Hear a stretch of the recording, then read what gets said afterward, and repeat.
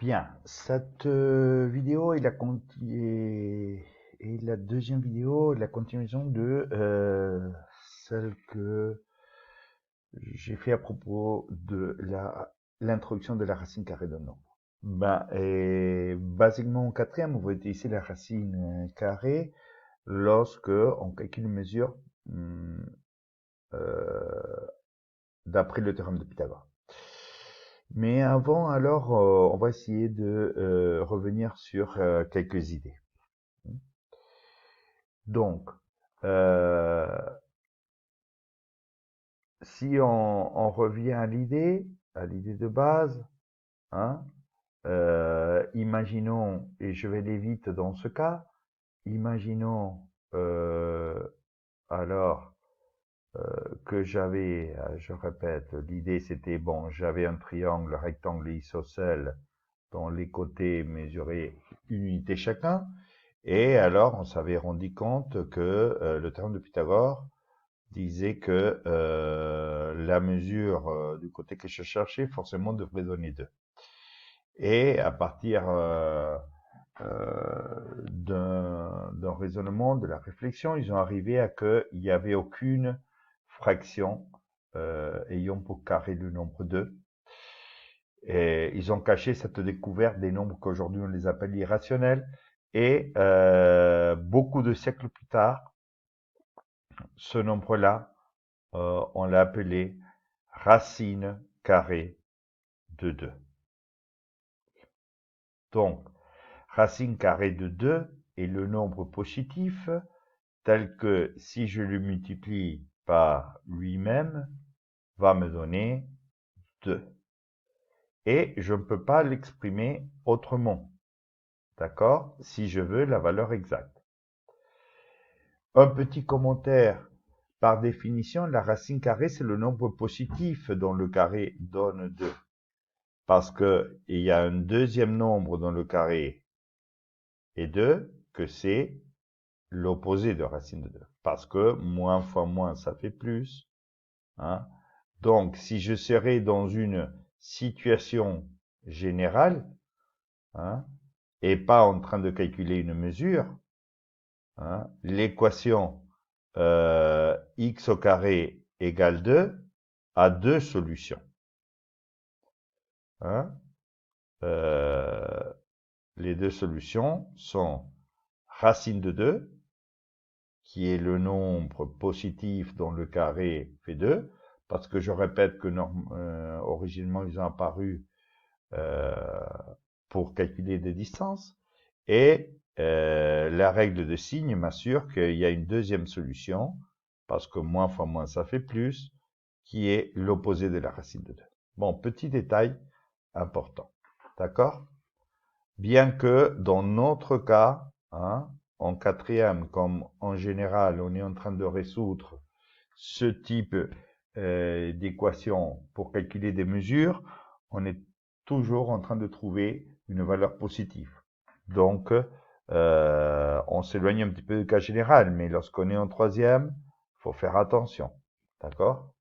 Il y a deux nombres, et par définition, la racine carrée, c'est le nombre positif. D'accord? Et je répète, quelquefois, alors, imaginons, il y a des cas où je peux exprimer ce nombre autrement, sans besoin de le dire comme ça. Parce que je cherche racine de 9, c'est le nombre positif que multiplié par lui-même, ça fait 9. Et là, c'est 3. Parce que 3 fois 3, ça fait 9. Mais si je cherche racine de 7, hein, racine de 7 n'est pas un nombre décimal, ni une fraction.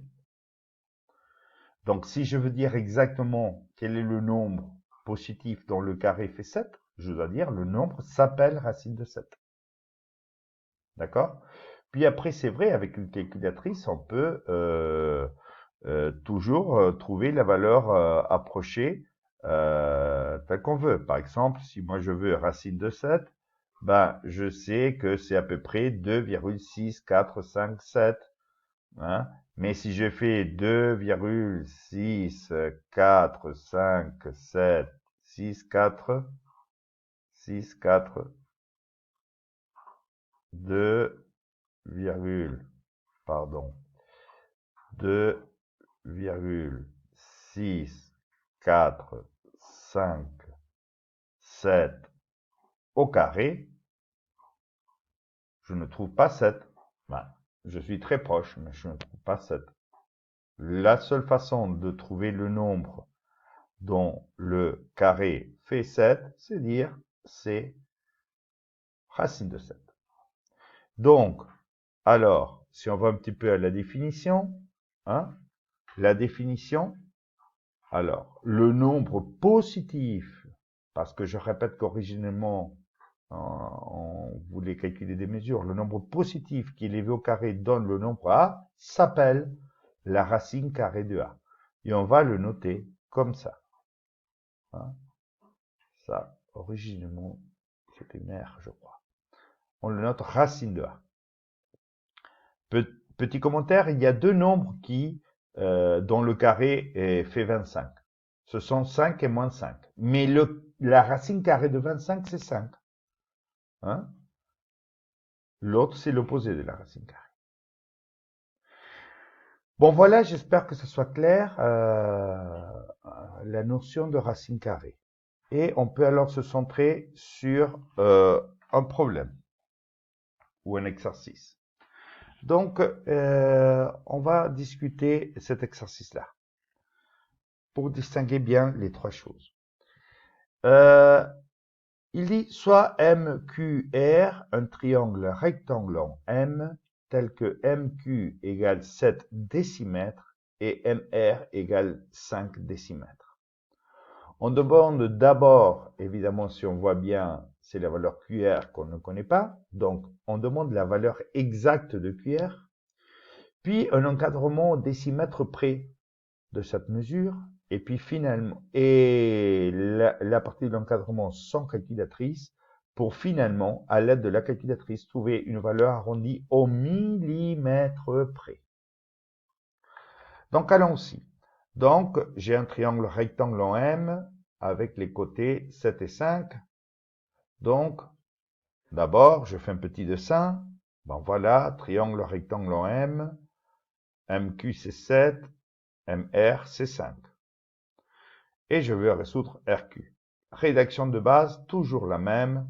Dans le triangle MQR, rectangle en M, d'après le théorème de Pythagore, on peut assurer que, ou on a que, MR au carré plus MQ au carré est égal à RQ au carré. Hein? Les côtés de l'angle droit, c'est MR et MQ. Donc, je peux assurer cette égalité. Donc, j'ai fait des calculs et j'arrive à que RQ au carré, c'est 74. Et rappelons que la première question, c'était la valeur exacte de RQ. Donc, si je sais que RQ au carré, c'est 74, par définition, le nombre que multiplié par soi-même fait 74, c'est la racine carrée de 74. Donc, la valeur exacte, la mesure exacte de RQ, c'est racine de 74 décimètres. Si on me demande la valeur exacte, je ne peux que l'écrire comme ça. Il n'y a pas une autre façon. Mais imaginons que je vais acheter de la corde, qu'on me vend par décimètre, et alors ce que je veux, c'est savoir entre quel et quel nombre entier se trouve cette mesure. Alors on me demande entre quels deux nombres entiers se trouve le nombre dont le carré fait 74. Donc voilà, on va essayer de faire un encadrement à l'unité. Donc moi je veux le nombre dont le carré est 74. Je sais que 8 fois 8 ça fait 64 et que 9 fois 9 ça fait 81. Donc je peux conclure que le nombre que je cherche c'est entre 8 et 9. Je ne peux pas aller plus loin que ça. Mentalement, je sais que c'est entre 8 et 9. Voilà. Bon, je pourrais décider, c'est plus proche de 8 que de 9. Hein? Il semble un peu plus proche de 9 que de 8. Parce qu'ici, là, on voit que là, il y a 10 de différence. Là, il y a un petit peu moins. Donc 8,6 et quelques, probablement. Mais si je vais aller plus loin, je dois utiliser une calculatrice. Et voilà que la deuxième partie, on nous demande une valeur arrondie au millimètre près. Donc là, je prends ma calculatrice. Là, je prends ma calculatrice et je tape racine carrée de 74. Vous allez trouver 8,60232 et ça continue. Comme je dis, ça ne s'arrête jamais. Donc maintenant, alors, on pourrait dire, bon, 8, 8,6, 8,60, etc. Et là, il faut faire attention à l'énoncé. Il nous dit qu'on veut l'arrondir au millimètre. Et notre mesure est en décimètres. Ça veut dire que la première chiffre, cette chiffre-là, la dernière chiffre avant la virgule, ce sont des décimètres. Donc, la chiffre des centimètres, c'est ça, et ça, c'est des millimètres. Donc là, j'arrête. Et si vous vous rappelez, pour trouver l'arrondi, je regarde le chiffre qui suit, dans ce cas, au 0. Si ce chiffre, c'est 5 ou plus que 5, alors au lieu du 0, je vais écrire un 1. Si ce chiffre, c'est plus petit que 5, comme c'est le cas, je laisse 8,60. Donc, dans notre cas, alors la valeur arrondie au millimètre, c'est 8,60. Ça veut dire, si les mesures sont en décimètres, les millimètres, c'est le deuxième chiffre après la virgule. Il faut faire toujours attention dans quelle unité sont exprimées les mesures. Donc, on va répondre 8,60 décimètres ou, si vous voulez, 860 millimètres. Bon, j'espère que ça soit clair. Je répète que l'idée, sinon, c'est discuter par Zoom le mercredi, je crois, ou le jeudi qu'on va se voir. D'accord? Bon, voilà, ça c'est un exercice de base du théorème de Pythagore, où on demande la valeur exacte, un encadrement fait mentalement et une valeur arrondie à partir de la calculatrice. Voilà tous les élèves.